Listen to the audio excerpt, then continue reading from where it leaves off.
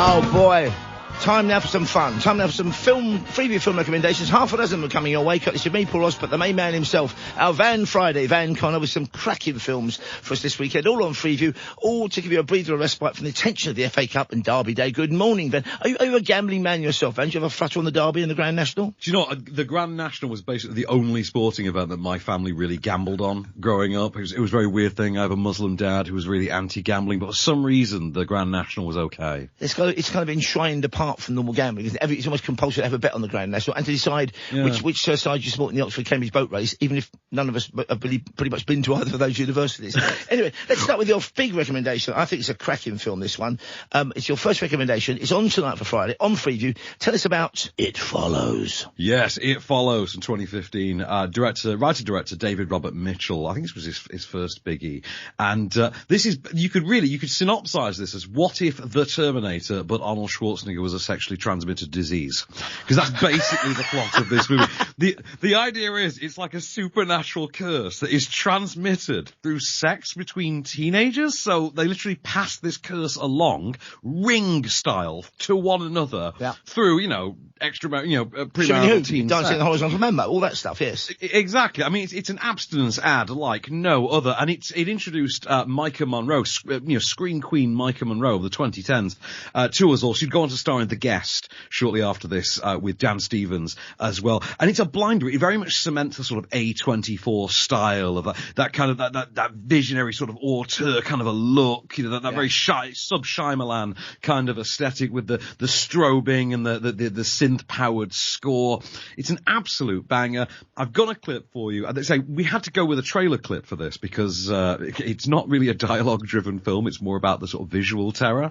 But I've got you a clip. You can see this on the Horror Channel tonight at 9 o'clock. If you never have, like I say, just Terminator with an STD would be the best way to describe it. In a similar way, I think when you think about it, the whole Dracula vampire thing was also like a sort of coded analogy to syphilis being passed around back in the day, wasn't it? Because again, that was contaminated blood and things being passed on. So it's a fascinating. I saw this with no expectation at all. I love this film. It's a great movie. Oh, it absolutely is. It's worth seeing. Just for kind of introducing Scream Queen Micah Monroe into the mix. And she's stuck around. She's still doing some really good sort of low budget indie horror stuff, and you can definitely see why with a film as good as It Follows. So Horror Channel, 9 o'clock tonight. It Follows. Have a listen. This is awesome.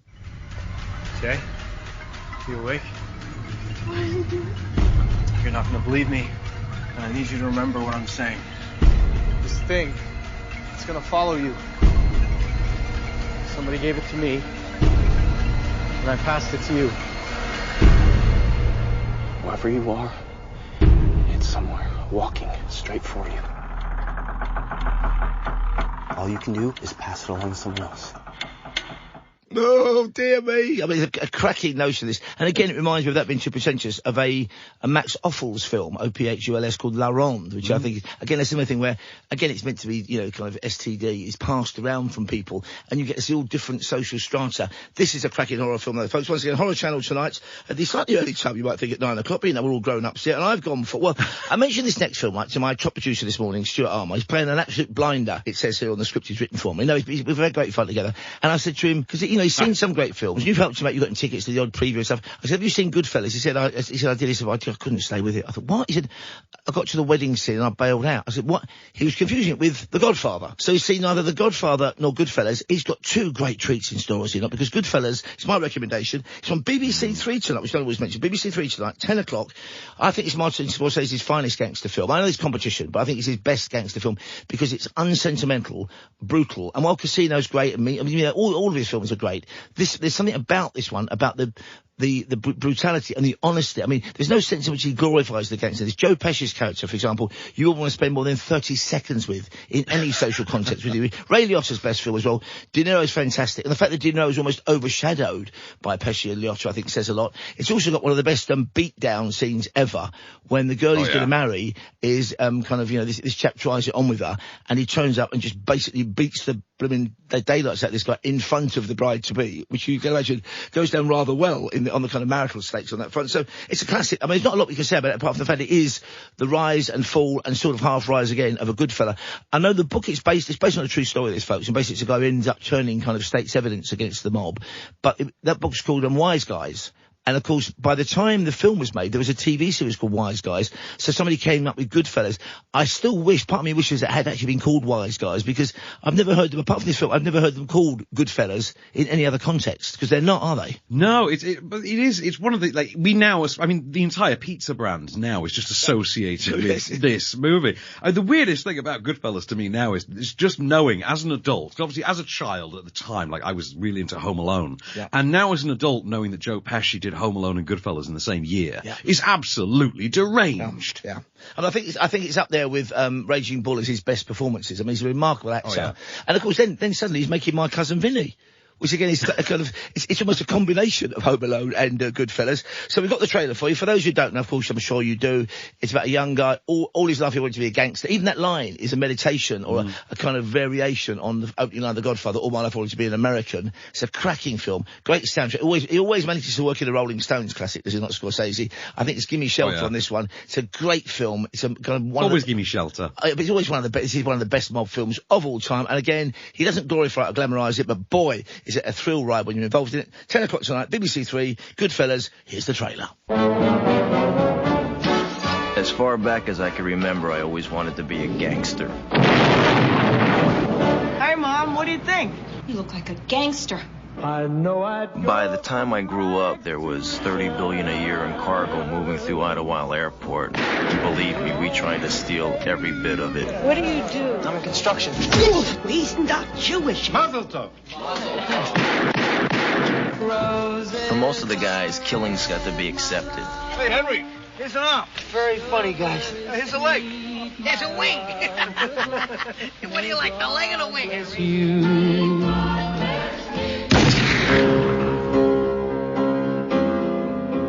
For us, to live any other way was nuts. And we were treated like movie stars with muscle. We had it all just for the asking. It's gonna be a good summer. It was a glorious time. Do I amuse you? Am I funny like a clown? You'll laugh at, I mean, it's a great film, some great scenes, evidently quotable. So that's my first recommendation. BBC 3 tonight, 10 o'clock, Goodfellas, of course. And what have you gone for as your number 2 recommendation? Again, a great modern Western, and it's almost got a kind of feeling of a Greek tragedy about it, this film, I think. It has indeed. This is a sort of unlikely reunion of both of Clark Kent's parents from Man of Steel. So you get Kevin Costner. Oh, hang on. Good spot there. May I say congratulations. I'd never thought of it that way, but what a great spot that was. Oh, thank you. This is why they pay me the low bucks. So yeah, you get Kevin Costner and Diane Lane. And Diane Lane, you know, the ageless goddess that is Diane Lane. And of course, the ageless stud that is Mr. Costner. And they are the grandparents in this one, would you believe? The idea is that their adult son, passes away, unfortunately, and, his grieving widow and their grandson, marry into a new family who it transpires are sort of a redneck crime family. They then disappear and the grandparents set out to, you know, find out what happened to, you know, their missing kin.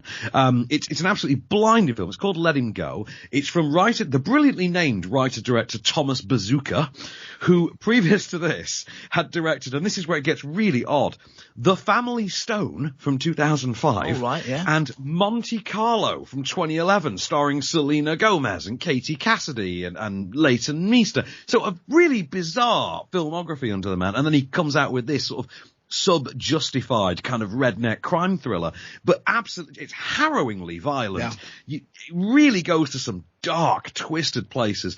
And do you know what? You need, you know, proper thefts to the caliber of Diane Lane and good old Mr. Costner to really hammer it home. You can see this Saturday night, film 4, 9 o'clock.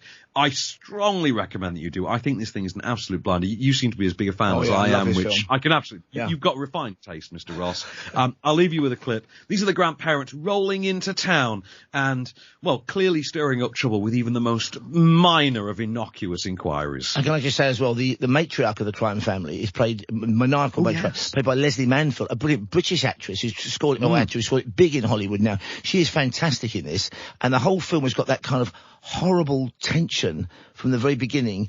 And you're right, I mean, the resolution, it's a brilliant end to this film. Maybe not what you expect, folks, but make sure you catch it. So it's on tonight, tomorrow night, isn't it? 9 o'clock, film 4, Let Him Go. And again, it shows you the kind of, it's that almost psychopathic feel to this family. Everything you say could lead to trouble. Here we go.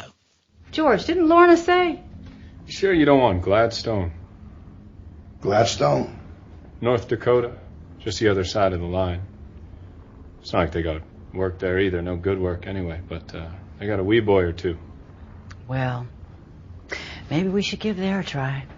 Though I don't know why Lorna and Donnie were talking up Forsyth like they did. What was your names again? Any idea who we might ask to find Donnie if we went to Gladstone? You let it be known you're looking for a wee boy. I'll find you. Oh, you see, it's there. I mean, I'd like to have seen what Kevin Costner did directing this, but in fact, I mean, it's a film that works on every level. An absolute cracker, folks. It's more than a modern western, actually. I was lazy when I said it. It's called Let Him Go. It's on tomorrow night on Film 4, 9 o'clock. And my recommendation couldn't be more different for tomorrow, much earlier on in the afternoon. You'll need to tape it, because you'll probably have watched the derby by then, and then still be maybe enjoying the FA Cup or commiserations about the FA Cup. It's a cracking pair of films. The double act starts at 3:25 on Great Movies, Freeview channel. First one is Ace Ventura, Pet Detective, followed immediately by Ace Ventura, When Nature Calls, and the title of that alone raises a titter. And again, I think it's, as far as homages, hats off to Jerry Lewis goes, this is Jim Carrey's finest hour. The man is like a human rubber cartoon in this film, and he gets away with absolute murder in that he's overacting, mugging shamelessly. It works, I think, because everybody else around him almost doesn't regard him as being odd. It's just kind of play it as if he's delivering the lines normally, but he is fantastic. As you can tell, a lot of the time, I'm assuming quite a lot of this was improvised, because some of the faces he pulls, couldn't possibly script. Then Jim then puts his tongue out so far he could lick his own nose, and then drops his jaw at the same time, and by the way, scratches his backside, or whatever he does. It's an amazingly physical performance, and just a very funny concept and film, and, you know, hats off. I think the sequel's almost as good. It runs it a close second, I think. I think the first one can't be beaten. The first one came out during the greatest year that any actor has ever had at the start of their career. I mean, it's worth noting that he's going to be 30 years next year as well. Absolutely. So next year marks the 30th anniversary of Ace Ventura, Pet Detective, The Mask, and Dumb and Dumber. I am a huge Jim Carrey fan. I'm literally staring at a replica of Jim Carrey's mask as we speak. I adore the 3 1994 movies of Jim Carrey.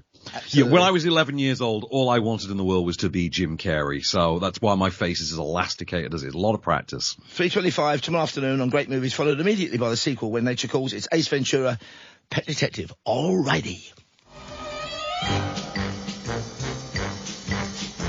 Jim Carrey is Ace Ventura, Pet Detective. He's the best there is. Excuse me, gentlemen. Pet Detective. Actually, he's the only one there is. You really love animals, don't you? If it gets cold enough. Now, the mascot of the Miami Dolphins has been kidnapped. Oh, righty then. And he's on the case of a lifetime. Listen, Pet Dick, how would you like me to make your life a living hell? I wouldn't mind it from the way the vamp there says it in the trailer. So it's a cracking recommendation. I think they're two great films. You know, in fact, Stuart was saying earlier on in the show he used to play the PC games of Ace Ventura. Those three films were global phenomena, were they not, at the time? And again, you can see why. I mean, the same kind of thing happened to Jerry Lewis, although it's a different era of film. That when you've made funny film after funny film after funny film, you must kind of think, what else is there for me to do? Which is why he's trying to expand a bit. Not, you know, sometimes brilliantly, Man in the Moon, sometimes maybe not quite as successfully, but he's always, I mean, have you ever interviewed him or met him? I'd love to interview Jim Carrey. No, I have, believe me, I would give anything to, just to meet, I wouldn't even need to interview, just to meet Jim Carrey would be like the highlight of my life. I met Schwarzenegger, and I think Jim Carrey would be number 2 on my list for that, the people on my bucket list to meet. Well, my final recommendation is an absolute cracker. It's on Talking Pictures TV tomorrow, an overlooked, I think, unfairly 80s action classic, but more than an action classic. It's called Runaway Train from 1985, directed by the Russian director Andrei Konchalovsky, who had made that magnificent epic Waterloo with Rod Steiger, Christopher Plummer. He then came to Hollywood, made some, you know, didn't have a huge career. This one, though, is brilliant because it's basically the most brutal prison in the American penal system. Is moving around some convicts. Some of them escape. They get on board an express train, aided and abetted by, it's very, very 80s this. Eric Roberts is the main man, whose career floundered and foundered after all kinds of reasons. John Voight plays the grizzled veteran convict. Previously I'd seen him in films as a very handsome young man in things like The Champ, the remake, Midnight Cowboy. In this you couldn't be more different. I mean, he's basically this kind of guy who survived the most brutal system. And they've set it up there kind of Alaska way, so it got that feeling of a Russian Siberian gulag. And this is from a story, an original idea by Akira Kurosawa, who made The Seven Samurai, made Rashomon. Having the script, the people who work with him, it's a very bleak film. For me, a fantastic film, because it is quite literally like an express train, convicts on board a train, no way of stopping it. You believe why they're there. Some of the action sequences, this is long before CGI, are absolutely astonishing, and again, a rather bleak film, but at times beautiful to look at because of the snow and the kind of, and the faces in this are fantastic. It's also the first film, I think, in which Danny Trejo, who by then had come out of his kind of prison time, he was working as a drug counsellor, he kind of lucked into a small role in this. It was Eric Roberts' boxing trainer, spotted by the man who helped write it, Edward Bunker, who himself had been a prisoner, and he said he's got such a great face, Danny Trejo, you know, from things like Spy Kids, Machete, folks. So this was almost the start of his career. And have you seen this? You must have seen this in the past, a few years back. Yeah, I have. Because I remember I saw it as a kid, and then years later when I saw Con Air, I remember thinking, I'm sure I've seen Con Train. Yeah. And it was this that I was thinking of. Incidentally, the thing you just sparked back into my memory is this stars Eric Roberts, right? Yeah. Eric Roberts, as far as I understand it, still holds the Guinness World Record for the highest number of acting credits to anybody's name. Now, I just checked this out as you were speaking. Go on. That number is currently 629. What? Eric Roberts, older brother of Julia, Yeah. has 629 acting credits to his name as of right now. And I've been watching our listings because there's a film I treasure from the 80s, okay? Maybe for the wrong reasons, but it stars Eric Roberts and Mickey Rourke, and it's called The Pope of Greenwich Village. And it also stars the guy who was the brother-in-law in Rocky, you know, the short guy. He looks a bit like Danny DeVito. And it was a great kind of... It's about the, upper New York, and these guys who are kind of, it's a bit like Mean Streets, but in the summer, and it's just a lovely film. And at the time, I was thinking these guys seem to be both destined for huge stardom, and various things happen in their lives, often quite similar things, which meant that they went off the rails slightly, like this train, quite literally. But it's a great moment in time. It's also the film that introduced me to Summer Wind, the Frank Sinatra classic song, because they use that a lot in the film. So if you get the chance to see The Pope of Greenwich Village, see that. Make sure you catch that. It's on Talking Pictures TV, which I do like to big up. 10 o'clock tomorrow night, Runaway Train from 1985. It's grim, it's gritty, it's full on, it's incredibly, incredibly violent at times, and it's a classic. First there's God, then the warden, then my guards, then the dogs out there in the kennel, and finally you, pieces of human waste. I'm going. You coming? The most startling journey you'll ever take. Don't kill me. Let me do it. Has just begun. Ah, smile, man, we're free. We make a hell of a team, don't we, man? Don't know nothing from nothing. Being around me is really stupid. I'm at war with the world, everybody in it. I don't know what happened, but there's no engineer on this train. There's nobody on this train but us. The brake shoes have burned off. The overspeed control must have gotten screwed up, and the engineers do not just quote. You want to be a tough guy? You want to be a legend? Go back! Whoa! I tell you what, it's like a film directed by Sam Peckinpah, scripted by Norman Mailer. It's a fantastic film, that one. And Danny Trejo has become, from being this, incredibly ferocious, intimidating, very young man in the prison system in the States, had a terrible childhood, addiction problems, worked as a counsellor. He's now one of the nation's darlings. In fact, he turned up recently on The Masked Singer, folks, and here is Danny Trejo, Mr. Machete himself, serenading America in what is probably possibly the worst voice of all time.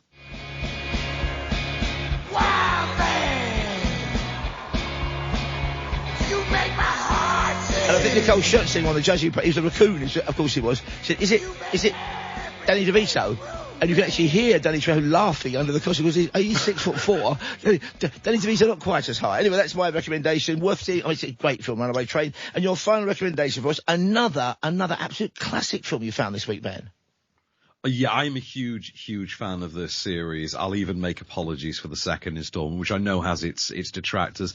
It is, of course, Pitch Black, from the year 2000, directed by David Twohy, and really kind of the big breakout role for Vin Diesel. He had been in Saving Private Ryan 2 years prior. This is a year before the first Fast and Furious movie gave us, his Dominic Toretto in the mix as well. But this was his first performance as Richard B. Riddick, which, if you ever break that down, his name literally spells Dick B. Ridick, which is, wow, just, I mean, of all the ego strokes to put in a movie.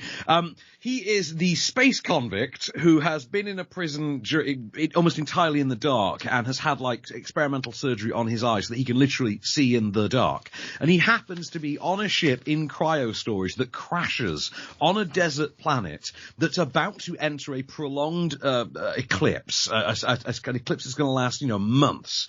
And also happens to be home to a race of carnivorous aliens that are never really given names, save for maybe they're briefly referred to, I think, as the Whisperers. That set upon them and, of course, thrive solely in the dark. So the survivors all have to band together, and their only real protector comes in the form of Richard B. Riddick, or Dick B. Riddick, if you want to call him that, and his bounty hunting captor, who's played by future Too Fast, Too Furious villain, incidentally the only one of those movies that doesn't star Vin Diesel, Cole Hauser.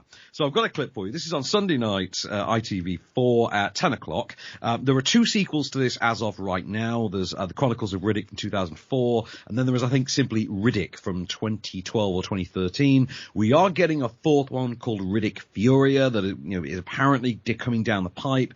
There is an animated one, which I think is called Dark Fury, which is a prequel to the second one. And there's a brilliant canonical video game called Escape from Butcher Bay as well. And that also forms part of I think that's a prequel to Pitch Black itself. So there's a whole franchise of this character. But for me, it never gets better than the first original definitive one. I give you Vin Diesel as Dick B. Riddick in Pitch Black from 2000. Here he is facing off in chains, facing off against his captor. Like I say, Sunday night, ITV4, 10 o'clock. Don't miss this one. What's not to love? You do what I say when I say it. For what? Y'all never going back to some or so? You. The truth is I'm tired of chasing you. Are you saying you'd cut me loose? I'm thinking you could have died in a crash. My recommendation to me. Don't take the chance that I'll get shit happy on your wannabe. Wow. I mean, a voice that only buffalo or bison can hear it. Fantastic recommendations, as ever, mate, Van Connor. Van, remind us where we can hear you and your pal Adam on the Off-Screen podcast. You can hear Adam Ball and I, as ever, every Friday morning from 8 a.m. on podcast platforms. On the Off-Screen show this week, we are taking a trip back across the Spider-Verse, and there is an adaptation of my very, very favourite work by Stephen King. The Boogeyman is coming to cinemas this week, and I strongly recommend everybody goes and checks that out. If The Boogeyman doesn't get you, Van Connor and Adam will on Off-Screen, of course, available from about 8 o'clock this morning. And join us next Friday. Of course, we'll join us through the week as well. Van Connor's back with more Freeview film recommendations next week, some crackers this week, and we're live till 5.